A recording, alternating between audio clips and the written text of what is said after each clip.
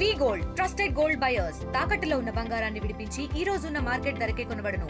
మరిన్ని వివరాలకు సంప్రదించండి 7710 మౌలిక వస్తువులు రవాణా సదుపాయం లేక అరిగోస పడుతున్న మల్లెమడుగు డబుల్ బెడ్రూమ్ నివాసితులు. 2 సంవత్సరాలు అవుతుంది ఇక్కడ ఉండబట్టి. మురికాలు లేవు, దోమలు వస్తున్నాయి, పిల్లలతోటి చాలా ఇబ్బంది పెడుతున్నాం. సమస్యల వలయంలో ఆత్మగౌరవ ఇల్లు.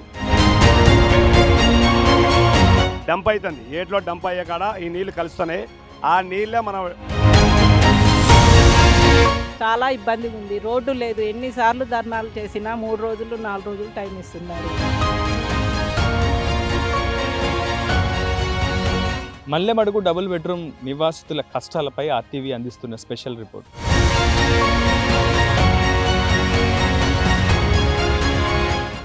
సొంతిల్లు నిరుపేదల దశాబ్దాల కళ అది.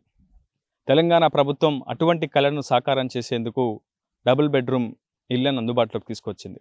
గ్రామీణ ప్రాంతాల్లోనూ పట్టణ ప్రాంతాల్లోనూ G+2 నమూనాలో కూడా పలు చోట్ల ఇళ్లను నిర్మించి నిరుపేదలకు ఇవ్వాలని నిర్ణయించింది. చాలా వరకు నిరుపేదకు ఇళ్లను కూడా మంజూరు చేసింది గత ప్రభుత్వం. అయితే ఇళ్లను నిర్మించి అటు మంజూరు చేసిన తర్వాత ఆ ఇంట్లో నివాసం ఉంటున్నటువంటి వారి కష్టాలు కావచ్చు, డబుల్ బెడ్రూమ్ ఇళ్లలో నివాసం ఉంటున్నటువంటి వారి కష్టాలను మాత్రం ప్రభుత్వం పట్టించుకున్న పాపన పోలేదు.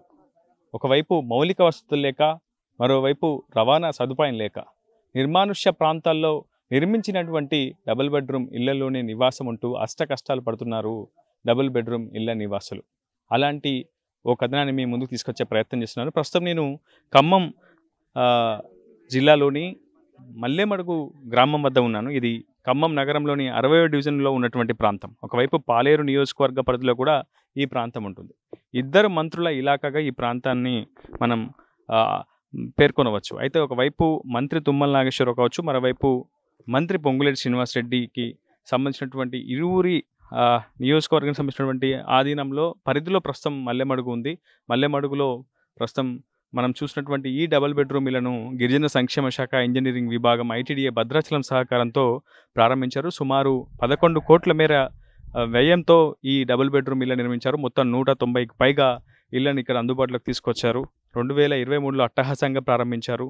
190 కుటుంబాలు ఇక్కడ నివాసం ఉండేలా పూర్తి స్థాయిలో ఏర్పాటు చేశారు. కానీ మౌలిక వసతుల కల్పన విషయంలోనూ, రవాణా సదుపాయం కల్పన విషయంలోనూ ప్రభుత్వం దృష్టి సారించకపోవడంతో గతంలో ఖమ్మం అర్బన్ ప్రాంతాల్లో కావచ్చు, వివిధ ప్రాంతాల్లో ఉండి ఉపాధి పొందినటువంటి చాలా కుటుంబాలు కూడా ప్రస్తుతం ఇక్కడికి వచ్చి స్థిర నివాసం ఏర్పాటు చేసుకున్నాయి. తమ సొంత ఇంటి కళ నెరవేరిందని ఆనందాన్ని వ్యక్తం చేశాయి. కానీ ఇక్కడికి వచ్చేందుకు, వెళ్లేందుకు, రాకపోకలు సాగించేందుకు రవాణా సదుపాయం లేక అష్ట కష్టాలు పడుతున్నారు ఇక్కడ ఉన్నటువంటి నివాసులంతా కూడా. చాలా పెద్ద ఎత్తున గతంలోనూ ఆందోళన వ్యక్తం చేశారు.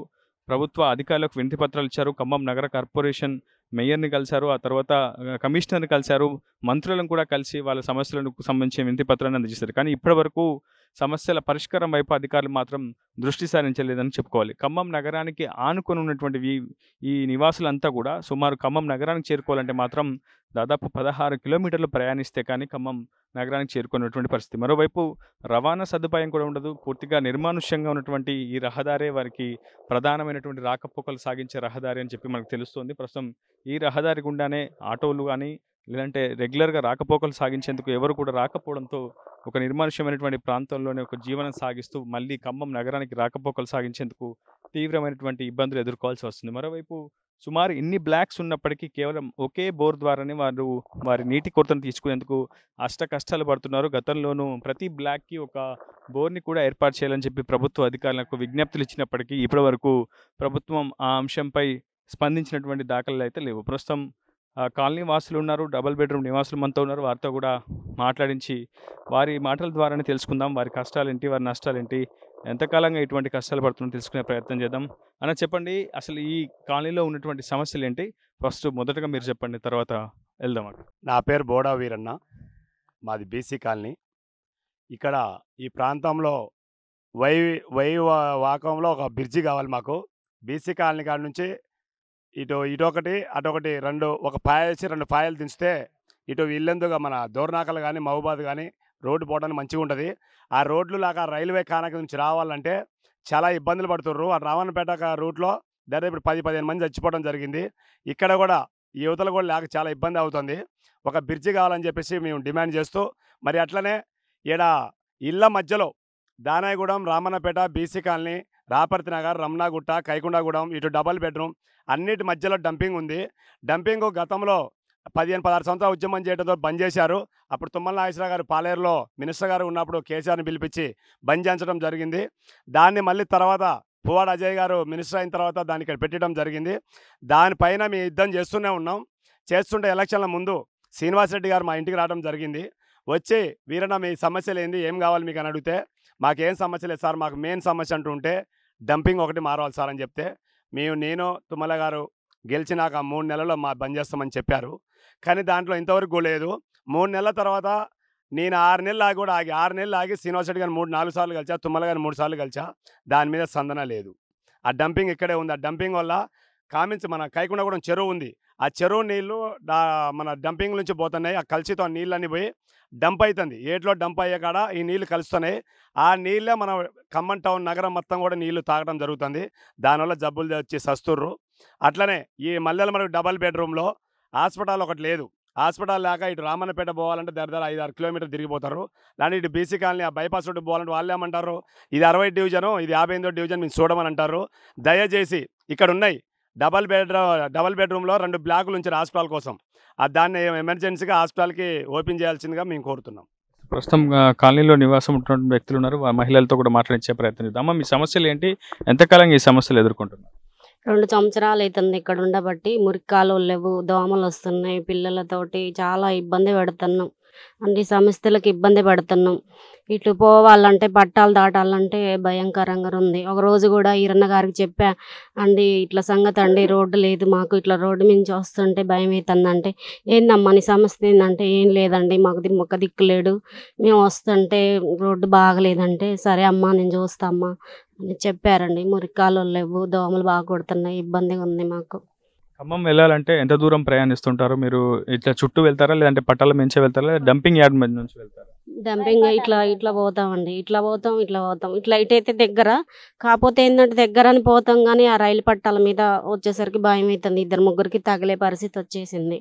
అమ్మ, గతంలో ఎప్పుడైనా రైలు పట్టాలు దాటేటప్పుడు కూడా చాలా మంది మృత్యువాత పడ్డారని చెప్తున్నారు కదా, ఎవరైనా మన కాలనీ వాళ్ళు చనిపోయారా? డబుల్ బెడ్రూమ్లో నివాసం ఉంటున్నటువంటి వాళ్ళు చచ్చిపోయారండి. 1-2-3 చచ్చిపోయారండి. చచ్చిపోయి ఇక మరి ఇట్లా రోడ్లు కూడా కొద్దిగా ఇబ్బంది అవుతుందండి. ఇంత దూరం పోవాలన్న పిల్లలు బస్సులు వస్తుంది, అది వస్తుంది, వేస్తామని అన్నారు కానీ ఇప్పుడు దాకా రోడ్డే లేదు, ఏం లేదు, బాగా ఇబ్బంది అవుతుంది.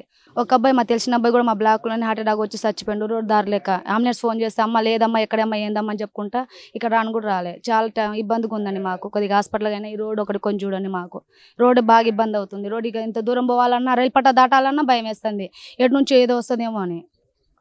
రేషన్ దుకాణం దగ్గరలో ఉందా? మీరు ఎక్కడికి వెళ్ళాలి రేషన్? ఒకవేళ ఎక్కడికి దూరం ఉందండి, ఇక్కడ లేదు. అది కాలనీకి పోవాలి కానీ కాలనీ పోవాలంటే ఆటోలు రావట్లేదు, అక్కడ నుంచి మోసుకొని రావాల్సి వస్తుంది. దాదాపు 5-6 మీటర్లు ఉన్నాయి అక్కడ నుంచి. ఆసుపత్రికి వెళ్ళాలన్నా ఏమైనా ఇబ్బంది ఉంటుందా? ప్రభుత్వ ఆసుపత్రికి వెళ్ళాలన్నా, పిహెచ్ ఏం లేదు, హాస్పిటల్ ఏం లేదండి, బాగా ఇబ్బంది అవుతుంది మాకు. గత ప్రభుత్వ హయాంలో ఈ డబుల్ బెడ్రూమ్ ఇల్లు నిర్మించినప్పుడే ఇక్కడ ఒక ప్రాథమిక ఆరోగ్య కేంద్రాన్ని కూడా ఏర్పాటు చేయాలని ప్రభుత్వం నిర్ణయం తీసుకుంది. కానీ ఇప్పటి వరకు ప్రాథమిక ఆరోగ్య కేంద్ర నిర్వహణ మాత్రం ఇక్కడ ప్రారంభం కాకపోవడం పట్ల కూడా అసంతృప్తి వ్యక్తం చేస్తున్నారు. చాలా మంది మహిళలు, నిరుపేదలు కావచ్చు, వయోవృద్ధులు కూడా ఇక్కడ నుంచి ప్రభుత్వ ఆసుపత్రికి లేదా ప్రాథమిక ఆరోగ్య కేంద్రానికి వెళ్ళాలంటే మళ్ళీ రవాణా సదుపాయం లేకపోవడంతో పెద్ద ఎత్తున ఇబ్బందులు అయితే తీవ్రమైనటువంటి ఇబ్బందులు ఎదుర్కొంటున్న పరిస్థితి ఉంది. అమ్మ, ఇంకెటువంటి ఇబ్బందులు ఎదుర్కొంటున్నారు? నీటి కొరత ఏమైనా ఉందా మీ కాలనీలో? అవునండి, డబల్ బెడ్రూమ్లు బ్లాకులు 8 బ్లాకులు వచ్చేసి 8 బ్లాకులు ఉన్నాయి. మరి వాటికి ఇంకా 4 బోర్లు వచ్చేసి ఉన్నాయి. బాగా ఇబ్బంది పడి అందరూ వాడుకోవటాన ఈ రిపేర్లు వచ్చి మేము రిపేర్ చేయించుకోవాల్సి వస్తుంది. దయచేసి బ్లాక్ ఒక బోర్ వేయించాలని కోరుకుంటున్నామండి.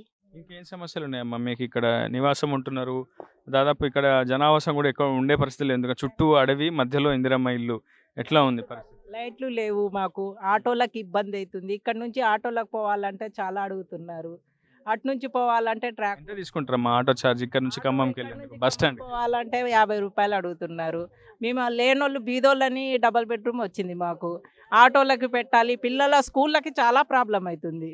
పిల్లల స్కూళ్ళకి 3000, 4000 ఆటోలు అడుగుతున్నారు. చాలా ఇబ్బందిగా ఉంది. రోడ్డు లేదు, ఎన్నిసార్లు ధర్నాలు చేసినా 3 రోజులు 4 రోజులు టైం ఇస్తున్నారు కానీ కావట్లేదు పని. బిల్లు రాలేదు, అది రాలేదు అంటున్నారు. ఇంకేమున్నాయి సమస్యలు మన దగ్గర? వాళ్ళు ఈ కాలువలు ఇవేమి తీయట్లేదండి. దోమలు, పిల్లలకి ఇబ్బంది అవుతుంది బాగా ఆల్రెడీ. ఇట్లా చెట్లు పెరుగుతున్నాయి, పాములు, తేళ్ళు, పురుగులు అవన్నీ ఇంట్లోకి వస్తున్నాయి. ఆల్రెడీ పిల్లల్ని బయటికి పంపించాలంటేనే ఈవినింగ్ టైంలో భయం అవుతుంది. ఆల్రెడీ చాలా ఇబ్బంది అవుతుంది. ఏం పట్టించుకోవట్లేదు. ఎలా ఉంటాం అసలుకి? ఇక్కడ వచ్చున్నాం, మనకి రోడ్డు సౌకర్యం లేదు. మినిమం రోడ్డే ఉండాలి కదా రాకపోకలు రావడానికైనా. అటు దాటాలంటే పట్టాలు ఉంటాయి, అది ఇబ్బంది. ఇటు డంపింగ్ హాల్ దగ్గర నుంచి రావాలంటే ఇటు కూడా చాలా లాంగ్ అవుతుంది, అది కూడా ఇబ్బంది అవుతుంది. సుమారు 5,30,000 వెచ్చించి ఒక్కో ఇంటిని G+2 నమూనాలో ఇందిరమ్మ ఇల్లు నిర్మించారు. మొత్తం 190 కుటుంబాలు నివాసం ఉండేలా మల్లెమడుగులో ఇందిరమ్మ ఇళ్లను నిర్మించారు. ప్రస్తుతం ఇందిరమ్మ ఇల్లు, అంతకుముందు డబుల్ బెడ్రూమ్ ఇల్లు ఈ ప్లేస్లో నిర్మించారు. ప్రస్తుతం ఇక్కడ ఉన్నటువంటి వాసులంతా కూడా చాలా పెద్ద ఎత్తున ఆవేదన వ్యక్తం చేస్తున్నారు. సరిగ్గా ఇక్కడ నుంచి ఖమ్మం నగరానికి కూతవేటు దూరంలో, అంటే కేవలం 2 కిలోమీటర్ల దూరంలోనే ఖమ్మం నగరాన్ని వీరు చేరుకోవాలంటే డంపింగ్ యార్డ్ గుండానే ప్రయాణం చేయాల్సి వస్తుంది. లేదంటే రామన్నపేటకు వెళ్ళాలంటే ఈ పక్కనే ఉన్నటువంటి రైల్వే పట్టాలను దాటిన తర్వాతే రామన్నపేటకు వెళ్లాల్సి వస్తుంది. లేదంటే పూర్తిగా ఇక్కడ నుంచి నేరుగా రైల్వే అండర్ బ్రిడ్జ్ దాకా వెళ్ళాలంటే సుమారు 8 కిలోమీటర్లు అప్, 8 కిలోమీటర్లు డౌన్, అంటే సుమారు 16 కిలోమీటర్లు ప్రయాణిస్తేనే ఖమ్మం నగరానికి వీళ్ళు ఉపాధి కోసం రాకపోకలు చేయాలన్నా, లేదంటే పిల్లల్ని స్కూలుకు పంపించాలన్నా సుమారు 16 కిలోమీటర్లు ప్రయాణం చేయాల్సి వస్తుంది. ఇప్పటికే ఒక నిర్మానుష్య ప్రాంతంలో ఈ ఇల్లు నిర్మించడం వల్లనే ఈ సమస్యలు అయితే తలెత్తున్నాయి. అయితే ఇళ్ల వరకు కూడా రహదారి నిర్మాణం చేసుకుంటే ఖచ్చితంగా సమస్య పరిష్కారం అయ్యే అవకాశం ఉంటుంది. ఎందుకంటే రాకపోకలు సాగించడానికి ఆటోలు కావచ్చు, ఇట్లా స్థానిక రవాణా సదుపాయాలు మెరుగుపరిచేందుకు ప్రభుత్వ అధికారులు నిర్ణయం తీసుకున్న, చొరవ చూపించిన ఈ పరిస్థితికి, ఈ సమస్యకు పరిష్కారం చూపించే అవకాశం ఉంటుంది. మరోవైపు వీధి లైట్లు లేకపోవడంతో ప్రస్తుతం సాయంత్రం 6 దాటితే ఇక్కడ ఉన్నటువంటి ఇళ్ల నుంచి మళ్ళీ బయటికి వెళ్లేందుకు, రాకపోకలు సాగించేందుకు తీవ్రమైనటువంటి అవస్థలు ఇక్కడ ఉన్నటువంటి కాలనీ వాసులు అయితే ఎదుర్కొంటున్నారు. అనేక సమస్యలను ఎదుర్కొంటున్నామని చెప్పి పదే చెబుతున్నారు. గతంలో అనేక మార్లు ప్రభుత్వ అధికారులకు విజ్ఞప్తులు, వినతి పత్రాలు అందజేస్తారు. మంత్రులను కూడా స్వయంగా కలిసి తమ సమస్యను పరిష్కరించాలని కూడా డిమాండ్ చేశారు. కానీ ఇచ్చినట్టే ఇచ్చి హామీని నిలబెట్టుకోలేకపోయారు ప్రస్తుతం ఉన్నటువంటి మంత్రులు. మరోవైపు తుమ్మల, మరోవైపు పొంగులేటి ఇరువురు కూడా తమ సమస్యను పరిష్కరించాలంటూ కూడా మొదటి నుంచి కూడా ఇక్కడ ఉన్నటువంటి కాలనీ వాసులు డిమాండ్ చేస్తున్నటువంటి పరిస్థితి. రవాణా సదుపాయం కల్పించాలి, ఒక శాశ్వత రోడ్డు నిర్మాణం చేపట్టాలి, ఒక వై జంక్షన్ ద్వారా అటు మల్లెమడుగు నుంచి ఖమ్మం నగరానికి రాకపోకలు సాగించేందుకు వై జంక్షన్ నిర్మిస్తే ఖచ్చితంగా తమ సమస్యకు ఒక శాశ్వత పరిష్కారం దొరుకుతుందని చెప్పి కాలనీ వాసులు చెప్తున్నటువంటి పరిస్థితి. ఇది నాయనరావుతో రిపోర్టర్ ఉదయ్, RTV ఖమ్మం మల్లెమడుగు నుంచి. తెలుగులో ఫాస్టెస్ట్ న్యూస్ ఇప్పుడు కొత్త అవతారంలో 5 సెకండ్లోనే పూర్తి వార్తా సమాచారం మీ చేతిలో. సోషల్ మీడియా ట్రెండ్స్ మీ కళ్ళ ముందుకే live TV and voice search ఆప్షన్స్తో ఇప్పుడే డౌన్లోడ్ చేయండి. యాప్ లింక్ డిస్క్రిప్షన్లో ఉంది.